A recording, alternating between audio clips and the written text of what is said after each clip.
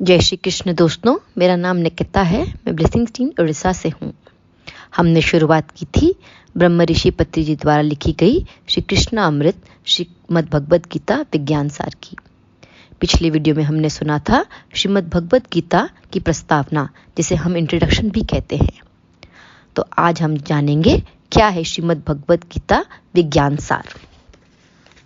भगवान श्री वेदव्यास जी ने समस्त मानव जाति से कृष्ण भगवान के पात्र द्वारा कही गई गीता है, जिसे हम भगवद गीता भी कहते हैं। इस गीता के दायरे में रहकर गीता के अनुसार ही आचरण करें तो सदा कल्याण ही होगा। श्री कृष्ण भगवान की मुरली से बरसी यह अद्भुत मुरली नाद होते हुए भी श्री कृष्ण भगवान के स्वतः के ध्यान अनुभवों से प्रकट हुई अमृत धारा ही है गीता ज्ञान।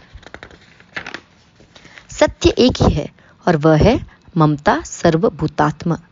इस उत्तम सत्य को आधार बनाकर जीने वाला जीवन ही ज्ञान युक्त जीवन है। आत्म सत्य का ज्ञान होने पर उस आत्म सत्य से आया हुआ हमारे आचरण का नाम ही धर्म है। आत्म सत्य की जानकारी न रहने पर हम असत्य में ही जीते रहते हैं। असत्य से अधर्म ही जन्म लेता है।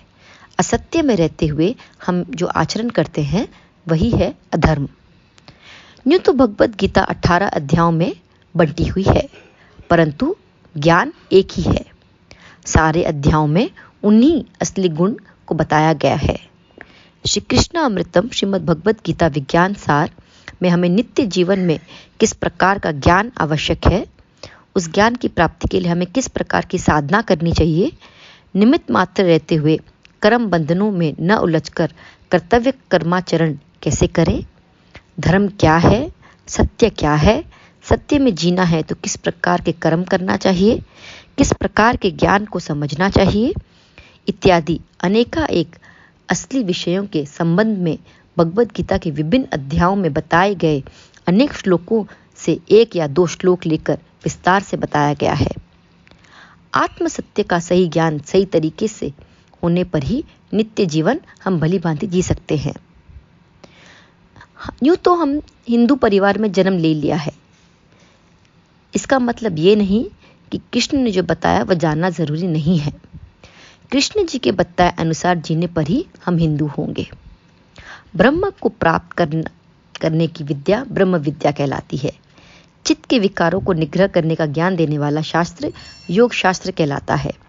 इसलिए भगवद गीता अर्थात ध्यान योग द्वारा ब्रह्म को प्राप्त करने का ज्ञान देने वाला उपनिषद है, ऐसा व्यास जी की व्याख्या से ज्ञात होता है। प्रत्येक मनुष्य के देह में स्थित देही आत्मा जीवात्मा को बराबर ध्यान योगाभ्यास द्वारा ध्यान साधना द्वारा ग्रहण कर ज्ञानात्मा में परिवर्तित होने के पश्चात जीवात्मा ब्रह्मात्मा के समानता को ग्रहण करना ही नहीं, ब्रह्म को सर्वव्यापकता को भी अनुभव कर ब्रह्म ज्ञानी के रूप में परिपूर्ण आत्मा के रूप में विकास किस प्रकार से हो आदि का व्याख्यान देना ही भगवद गीता का लक्ष्य है। अब हम वास्तविक भगवद गीता रहस्य पर आते हैं। लेखक जो हमारे पितामह पत्री जी हैं, वे कहते हैं, मैं स्वयं एक योगी एक ऋषि होने के पश्चात ही मेरे अंतर से यह रहस्य मुझे ज्ञात हुआ। भगवद गीता को सही रूप से समझने के लिए भगवद गीता का पठन करते समय जहाँ जहाँ मम होता है वहाँ वहाँ हमें अपने आप को रखकर देखना चाहिए, पठन करना चाहिए। अर्थात श्री कृष्ण के लिए न होकर जो भी है वे सब उस स्थान पर अपने आप को रखना चाहिए। वैसे न होने पर उस स्थान पर अहम होने पर अहम पात्रधारी श्री कृष्ण के लिए या रचयिता वेदव्यास जी और उसी प्रकार के ग्रैंड मास्टर्स के लिए अपने आप को उसी स्थान पर रखकर भगवद गीता को उसके ज्ञान को समझना चाहिए। साधारणतः सभी यह सोचते हैं मम कहने पर भी दोनों श्री कृष्ण परमात्मा पर लागू होता है, लेकिन वास्तविक भगवद गीता कहे जाने वाले ज्ञान भंडार खुलना हो तो उसमें के ज्ञान सार को यथारूप से हमें ग्रहण करना है तो यह रहस्य का ज्ञात होना बहुत जरूरी है। उदाहरण के तौर पर हम देखेंगे भगवद गीता के एक श्लोक जिसका अर्थ यह है, मुझ पर ही अपने मन को एकीभाव कर, मेरा भक्त होकर मेरी सेवा कर, मुझे ही पूज, मुझ पर ही विश्वास रख, मुझे ही नमन करते हुए मुझ पर ही अपनी दृष्टि रखोगे तो अवश्य मुझे प्राप्त करोगे। श्री कृष्ण जी ऐसा कहते हुए अपने भक्तों को अभय हस्त प्रदान कर रहे हैं, ऐसा प्रतीत होता है। परंतु पिरामिड भगवद गीता द्वारा कही गई यही श्लोक का अर्थ यह है, आत्मा पर ही मन को केंद्रित करना चाहिए, आत्मा का भक्त होना चाहिए, आत्मा को ही पूजा करनी चाहिए, आत्मा को ही नमस्कार करना चाहिए, आत्मा को आत्मा में ही एकीभाव कर आत्मपरायण होने पर आत्मा को प्राप्त कर सकते हैं। यही वास्तव में सही अर्थ है।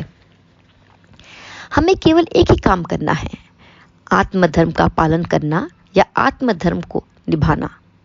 तब परम आत्मा है, चाहे वह श्री कृष्ण हो या वह वेदव्यास जी हो, कोई भी एक परमात्मा आध्यात्मिक रूप से हमें सहारा देकर हमारे योगक्षेमों को भली भांति देखभाल करते ही रहेंगे।